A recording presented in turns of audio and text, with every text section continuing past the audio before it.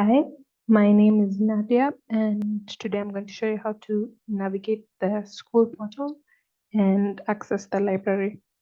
So the first step, just type in the portal and Caplora, yeah. And then mine is usually the first option. It's usually the one with this icon. Then you click on it, and you put your details. My details are already in, the details the school gives you. Then you log in.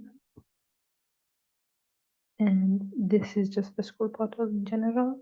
So here's where I get my messages, here's where I get my assignments, and then here's where I see my marks, my school routines, the motivational videos they give us, and here's the library, the one with the books.